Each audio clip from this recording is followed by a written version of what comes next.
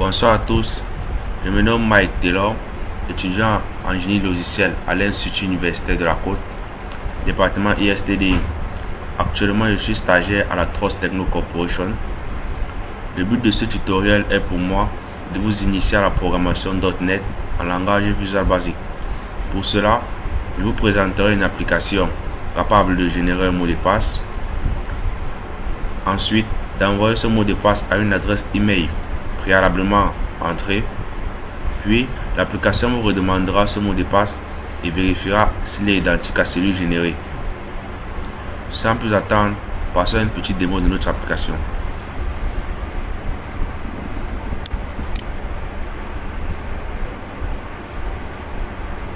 Là, vous renseignez votre adresse email.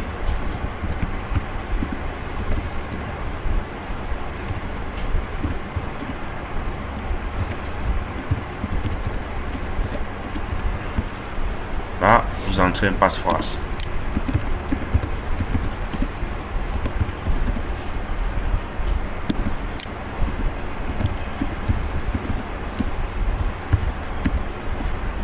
Ensuite, vous cliquez sur le bouton valider.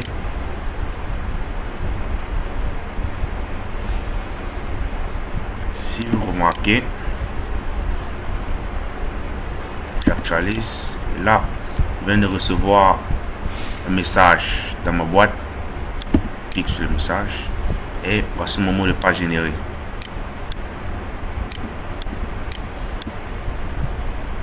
Là, je copie.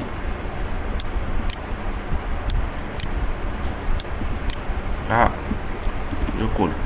Ensuite, je clique sur le bouton valider. On m'affiche là le message connexion réussie. Si je fasse un caractère dans ce mot de passe, je clique sur le bouton OK, échec. Ah, ferme.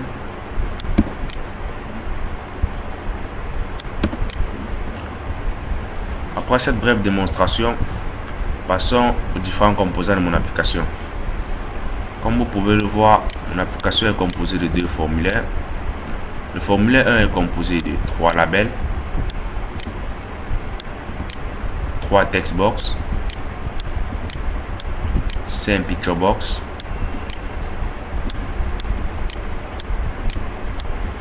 et un bouton pour la validation du formulaire. Le formulaire 2 est composé de un label, un textbox et un bouton. Là, je vous présenterai les propriétés de mes différents composants. Sur ce premier label, nous allons modifier sa propriété texte. Vous pouvez le voir, propriété texte. Nous entrons là, email, pour avoir ce petit message là. Même chose pour passe-phrase et le confirme passe-phrase. Propriété texte. Pour notre premier textbox, nous allons modifier sa propriété name. Là, nous entrons txt email. Pour le deuxième, nous allons modifier sa propriété name et sa propriété enable. Également sa propriété use password char. Commençons par la propriété name. Là, propriété name txt passe-phrase. Ensuite, sa propriété use password char. Là, elle est initialement à true, à false. Là, nous la passons à true. Cette propriété permet de crypter les caractères qui seront entrés dans ce champ. Pour le troisième textbox, nous allons modifier sa propriété name use system password char et également la propriété enable. Pour la propriété name, nous avons là txt confirm pass. Pour la propriété use system password char, nous la passons à true. Et la propriété enable, nous la passons également à false. Cette propriété permet de désactiver ce champ lors du chargement de notre formulaire, car nous ne pouvons pas renseigner de confirmation de passe-phrase sans renseigner le passe-phrase. Pour ces 3 picture box, nous allons uniquement modifier les propriétés name. Là, pour le premier picture box,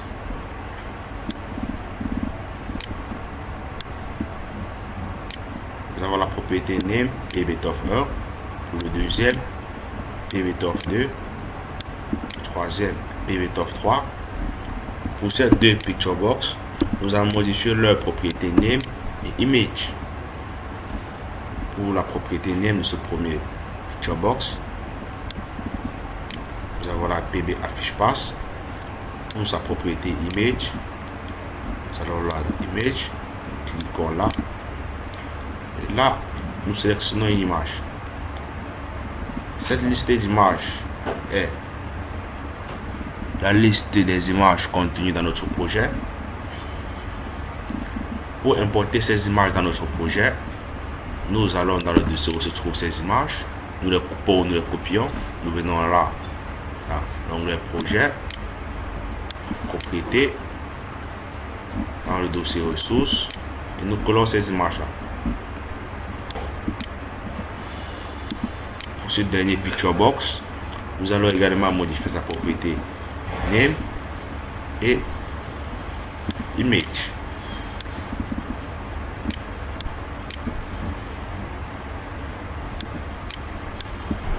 Pour ce bouton valider, nous allons modifier sa propriété name et sa propriété texte. Propriété texte, nous entrons là valider. Pour la propriété name, nous entrons là btn save.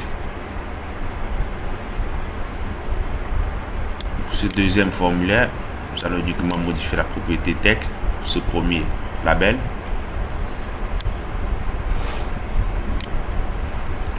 Pour ce text box, nous allons uniquement modifier sa propriété name.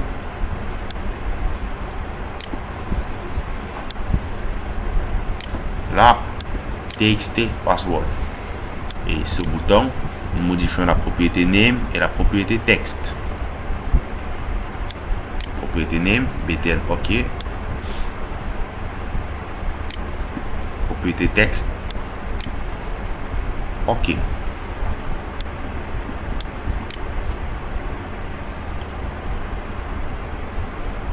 Après cette brève présentation des propriétés, passons à l'étape suivante qui est le code.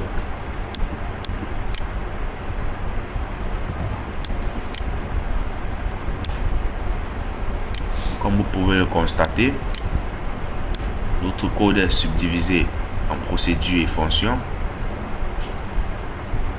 Vous pouvez le voir là.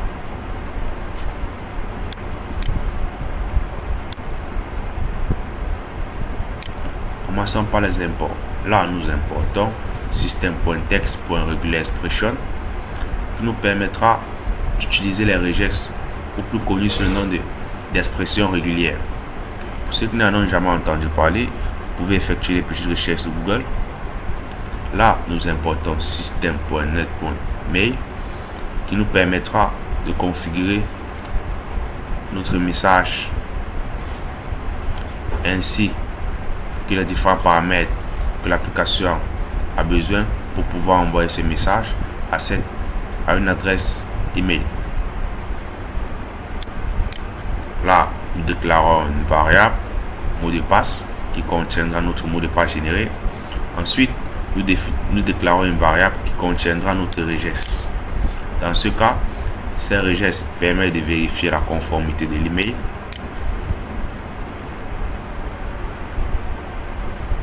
Passons à la présentation de nos différentes procédures.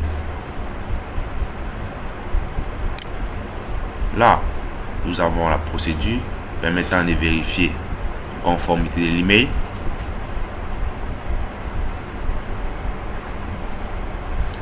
Qui respecte ces différents cas. Si l'email est vide, alors pbit of 1 est affecté de cette image. Si vous vous souvenez bien, là nous avons my.ressources, ressources, le dossier dans lequel nous avons importé les images de notre projet. Else, si, sinon, si notre email est différent du vide et qu'elle respecte la regex, alors pptof1 est affecté d'une autre image. Ensuite, là, nous avons la procédure qui permet de vérifier que le champ passe-phrase a été rempli. Là, nous vérifions que le champ passe-phrase est différent du vide et qu'il a une longueur inférieure ou égale à 9. Dans ce cas, ce bout de code est exécuté. Dans le cas contraire, s'il est différent du vide et que sa longueur est supérieure à 9, ce bout de code est exécuté. Dans un autre cas, s'il est égal au vide, s'il est vide, alors ce bout de code est exécuté. Là, nous avons la fonction dans la procédure permettant de vérifier la confirmation du passe-phrase. Là, si la confirmation du passe-phrase est différente du passe-phrase, alors ce bout de code est exécuté. Si la confirmation du passe-phrase est égale au passe-phrase et que le champ passe-phrase est différent du vide, alors le programme exécute ce bout de code. Dans le cas contraire, si le champ confirmation n'a pas été rempli, alors ceci est exécuté.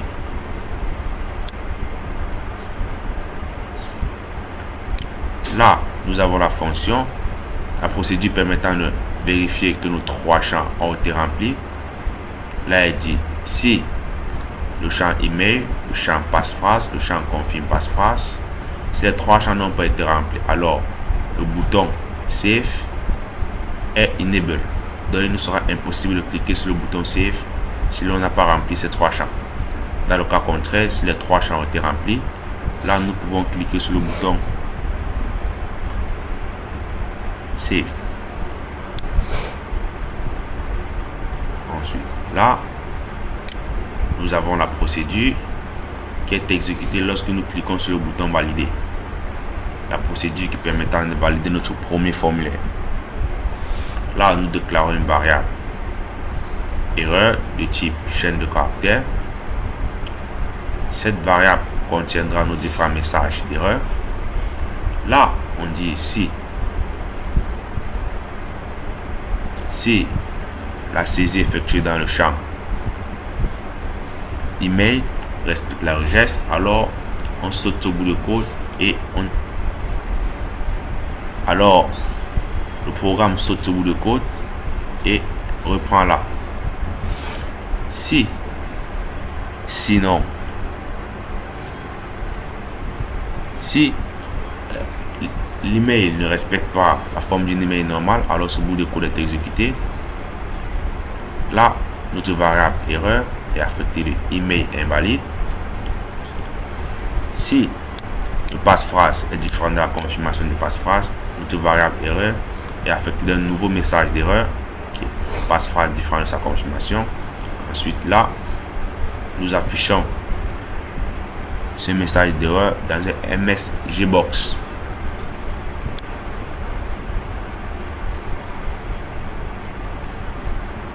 Dans le cas où l'email respecte la forme d'une email normale, alors nous passons à la génération du mot de passe. Et pour cela, c'est ce bout de code qui est exécuté. Après la génération du mot de passe, nous renseignons les paramètres pour l'email. Là, nous avons l'adresse de l'émetteur, de celui qui envoie le message. Là, nous avons l'adresse. Là, nous avons l'adresse du récepteur. Là, nous avons notre sujet qui est le mot de passe. Et là, notre message. Ensuite, là, nous avons les différents paramètres SMTP. Là, nous renseignons l'adresse de l'émetteur et son mot de passe pour permettre à l'application d'avoir accès à cette adresse. Après cela, nous appelons le formulaire 2 avec forme 2.show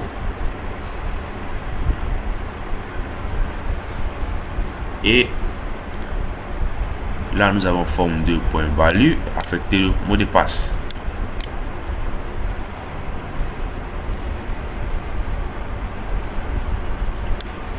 Après la présentation de nos différentes procédures, passons à leurs utilisations.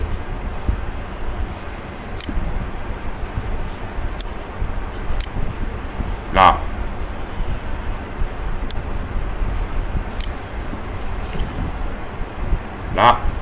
sur PB affiche passe, que voici, sur ce picture box, nous avons l'événement mouse up. Événement mouse up. Et pour assigner cet événement à notre PB affiche passe, nous venons sur notre design, nous sélectionnons les picture box, nous allons dans la propriété, l'événement, et nous recherchons mouse up, que voici.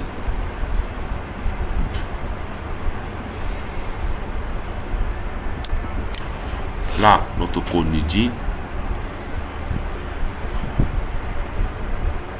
si nous n'effectuons pas un clic gauche si nous n'effectuons pas un clic gauche sur le PB affiche passe, alors le champ passe-phrase restera grisé. Dans le cas contraire, si nous maintenons le clic gauche sur le picture box affiche passe, alors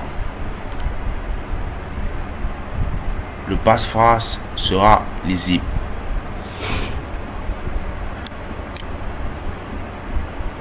Même chose pour picture box permettant d'afficher la confirmation passe-phrase. Là, nous avons les événements mouse down, mouse up. Là, dans notre champ passe-phrase, nous appelons la fonction verif passe et verif confirme passe. Là, dans notre champ confirme passe, nous appelons la fonction verif et verif confirme passe. Prends ces différents éléments en paramètres. Là, dans notre champ email, nous appelons la fonction verif et verif email. Et là, dans notre bouton valider, nous appelons la procédure valider.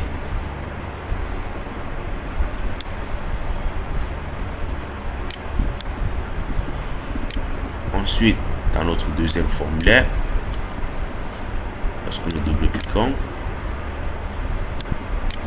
d'abord, nous déclarons une variable de type public appelée value qui est affectée de la valeur mot de passe, si vous vous en souvenez. Là, dans la procédure validée, tout à la fin, nous mettons là forme 2.value affecter le mot de passe.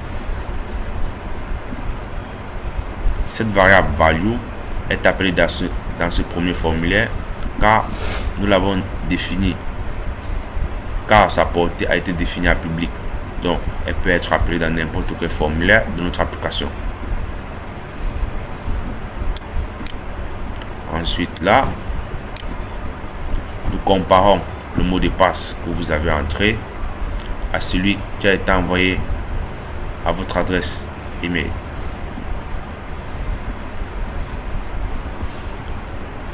Ainsi s'achève notre tutoriel. N'oubliez pas de liker ou de commenter la vidéo si elle vous a plu. Également de vous abonner à notre page YouTube ainsi que d'activer la petite cloche de notification pour ne rater aucune de nos prochaines vidéos. Merci.